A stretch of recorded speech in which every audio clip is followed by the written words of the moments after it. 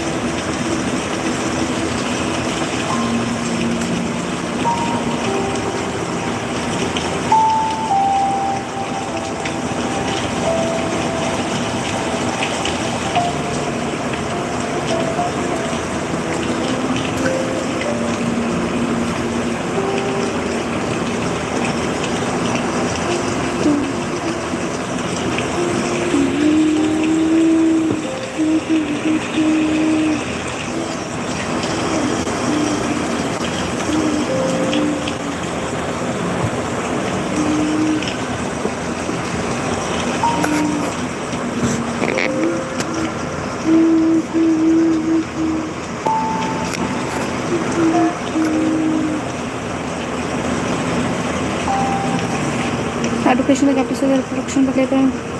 In particular, they maintain that there is close correspondence between social relationship, which govern personal interaction, the workplace, and the social relations.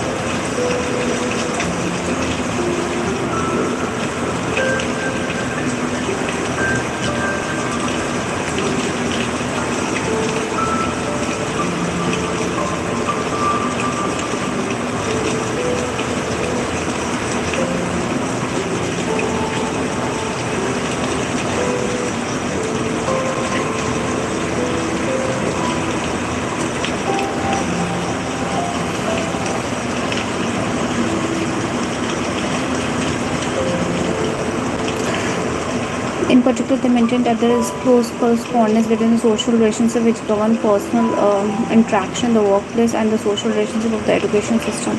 According to Bowles and Jennings, the correspondence principle provides the key to understanding the workings of the education system. Work casts a long shadow on the education system. Education subservient to the needs of those who control the workforce, the owners of the means of the production.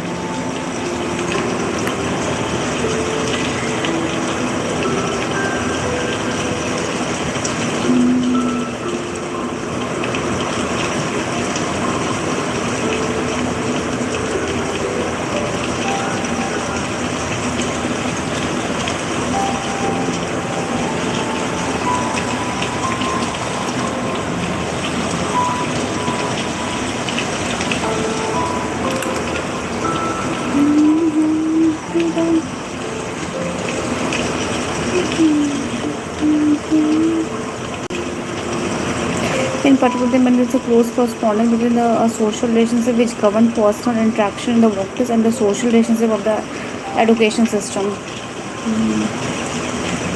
Social which govern the interaction in the work and the social relationship.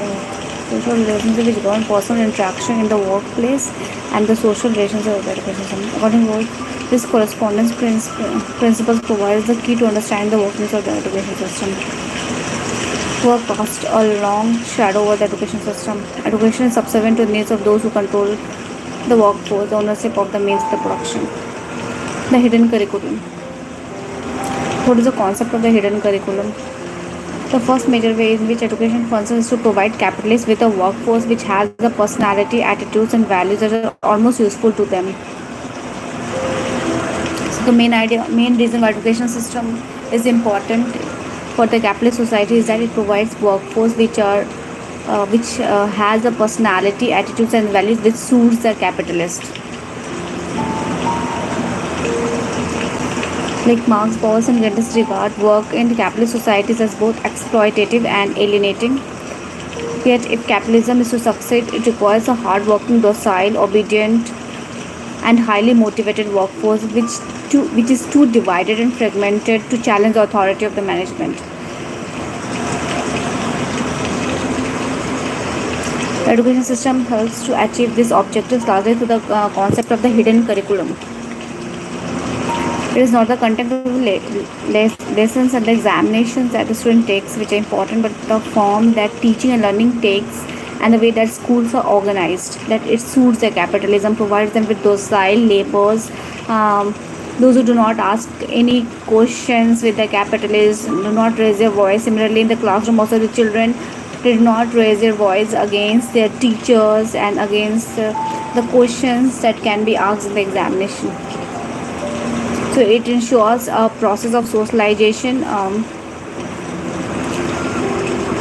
So it ensures a process of socialization that helps the capitalist mode of production. The socialization is in terms of docile labor force that do not ask questions.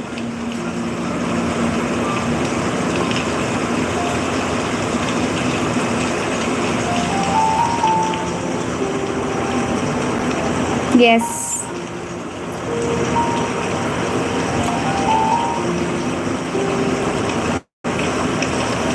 Hi, I don't know.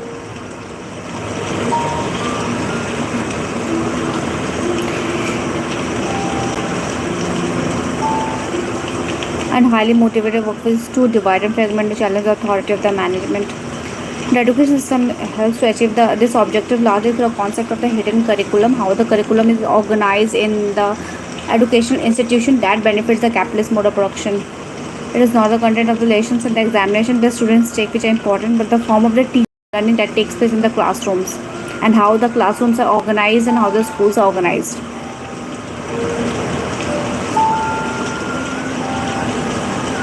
The hidden curriculum consists of those things that students learn through the experience of attending school rather than the stated educational objective of such institutions. According to Bowles and Gibbs, the hidden curriculum shapes the future workforce. How does it shape the future workforce?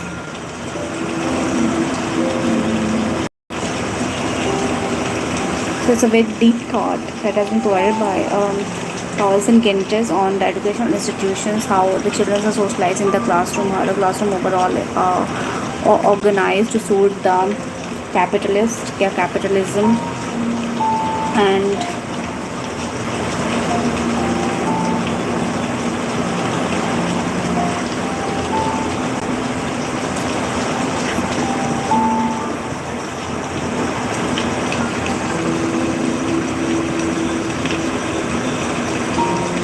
yeah, okay, I don't know. Thank you so much.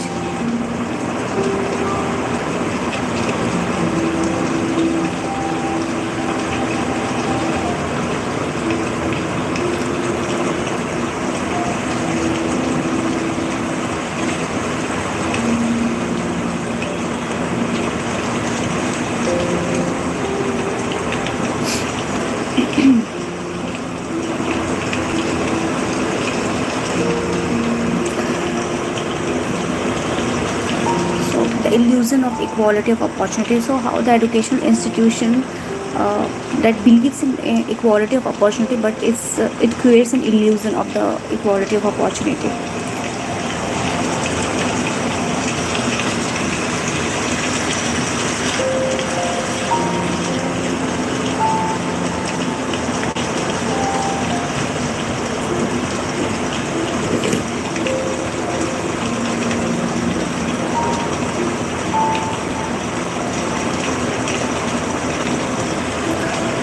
Unlike functionalists, Bowes and Giltis reject the view that capitalist societies are meritocratic. So this is a view of the functionalist that the capitalist as a whole is meritocratic society.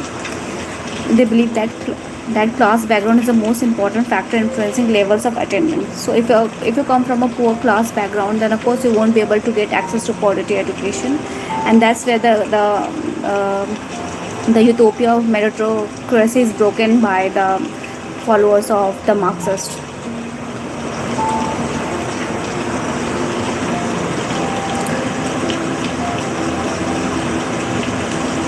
The idea that we all compete on equal terms is an illusion. Although education is free and open to all, and despite the fact that individuals can apply for jobs at will, Bowles and Gendis claim that some have much greater opportunities to educational institution to higher education than the other. The children of the wealthy and powerful tend to obtain high qualifications and highly rewarded jobs, irrespective of their abilities.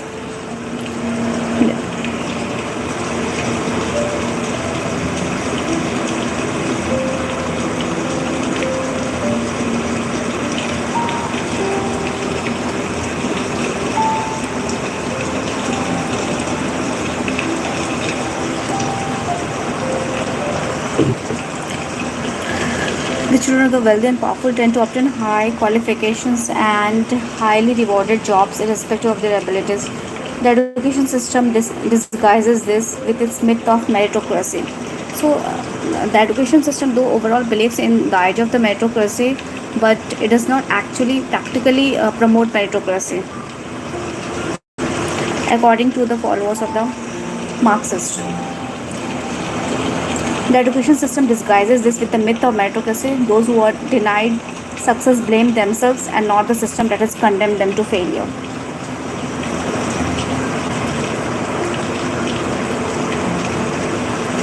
So they talk about the intelligence, education, attainment, and meritocracy, how these are related to each other.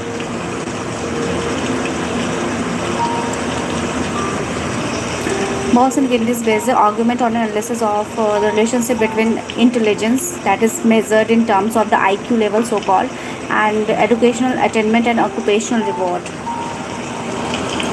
They argue that the IQ accounts for only a small part of the educational attainment. Bowles and Gillis examined a sample of individuals, so they have conducted research on whether the IQ level of the individual or the children really impacts their educational attainment, or it's just a myth created by the followers of the capitalism.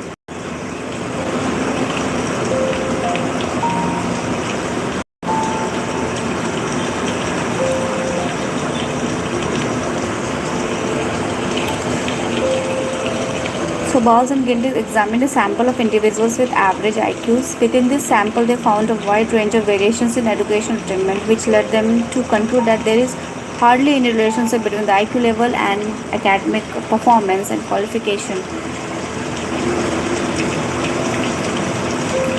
They found a direct relationship between education attainment and family background. So instead of finding a direct attainment between IQ level and educational attainment, they found a direct relationship between the educational attainment and the situation of the family, the lower class family, the middle class family, and the upper class family.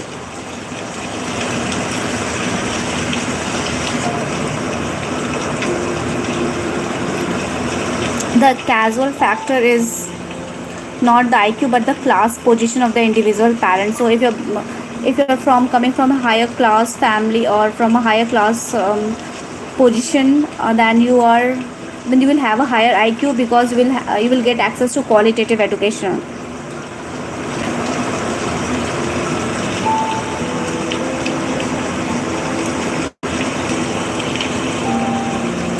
The causal factor is not IQ but the class position of the individual parents in general.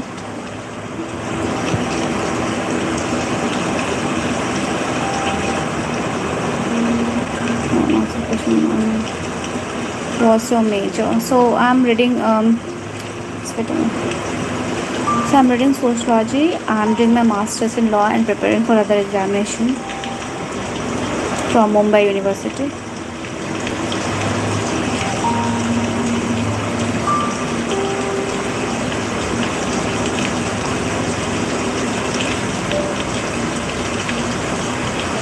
Even now I'll also end the live session because I have to also I need to also go for sleep.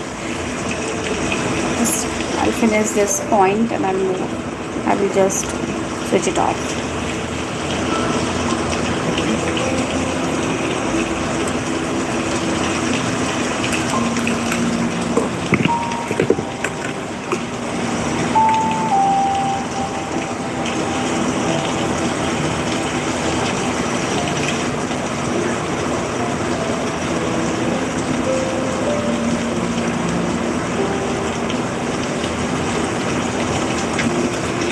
So Bowles and Gintis based the argument on an analysis of the relationship between intelligence and educational attainment, and they found that there was no relationship between the educational attainment and the IQ level. Rather, they found a relationship between the family background, the class position of the family, and the IQ level.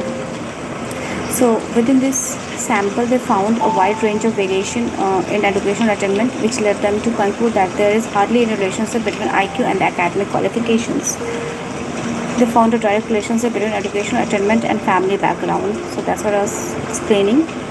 The causal factor is not IQ but the class position of the individual parents. In general, the higher person's class of origin, the longer they remain in the educational attainment and the higher their qualification. Of course, if you're coming from the higher class, then you will get access to qualitative educational institution and higher education, and longer you will be there in the educational institution.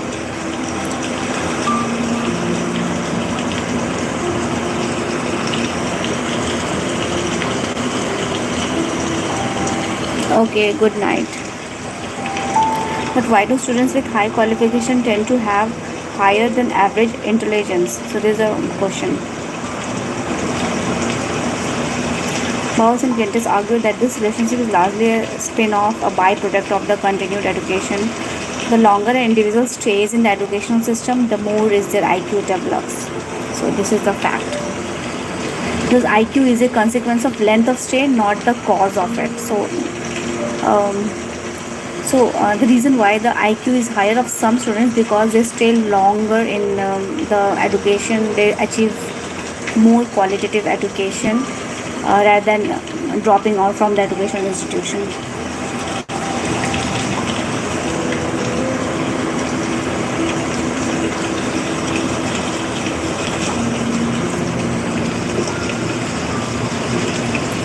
The above evidence led by Bowles and Gintis to conclude that, at least in terms of IQ, the educational system does not function as a meritocracy. They apply a similar argument to the statistical relationship between the IQ and occupational reward. In general, individuals in high paid occupation have above average IQ level.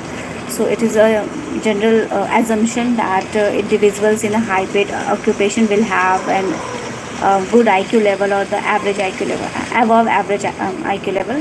So, however, Bowles and Kentes suggest the view that IQ is directly related to occupational success. Within the sample of people with average IQs, they found a wide range of income variations. If the IQ were directly related to the occupational reward, the incomes of those with the same IQ would be similar. Again, Pauls and Dennis found that family background was a major reason for difference in income and differences in the IQ level of the different social group. So the main idea is this: if you are coming from a wealthy family, you will have a higher IQ level. The reason being good at qualitative education. So if you have good qualitative education, good access to higher education, then of course you will get a higher, good occupation. So if you have a good occupation, you will be considered having as a higher IQ level, above average IQ level.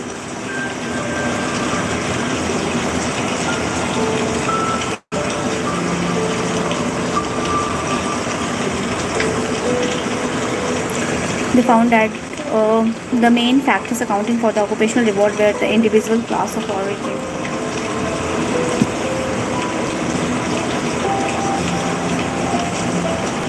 Hi, Juliet.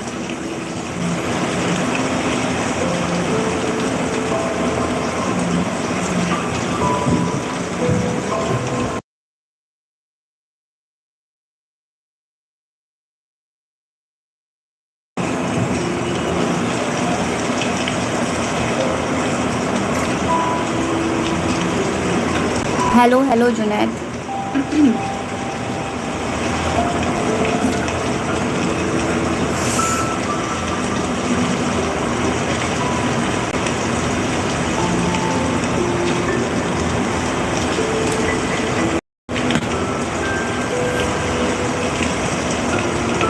Guys, I think I'll pack up now because I have some throat irritation.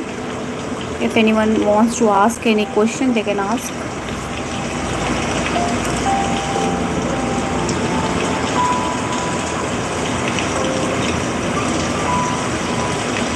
Yeah, Junaid, hello, hello, hello, have said.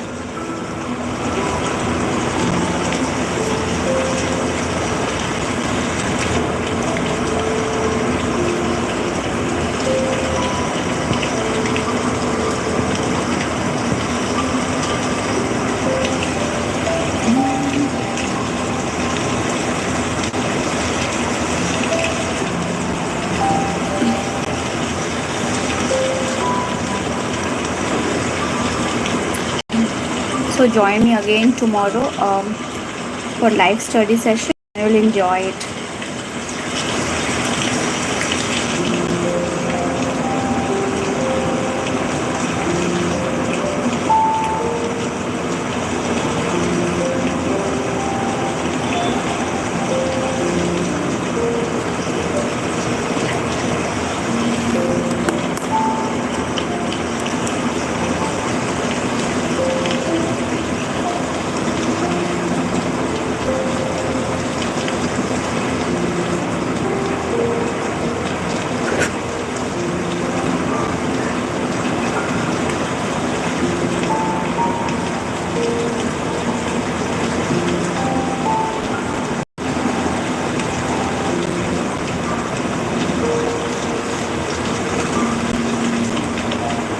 So guys, you can like, share and subscribe the channel. Just reading the comments. Just reply. Hello Junaid. I've said hello. Okay, right now I got the comments.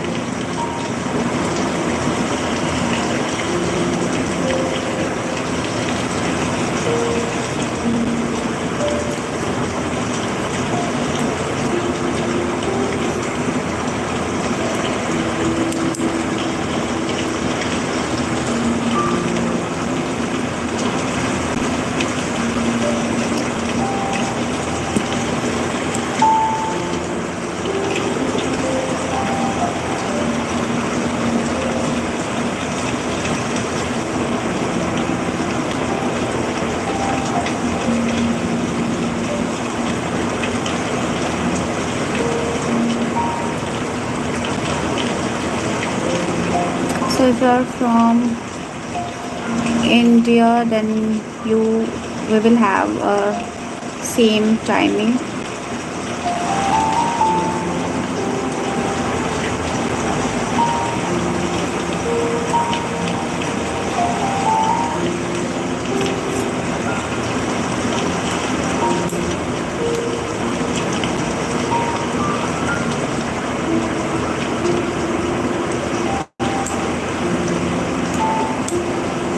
So it's time to pack up.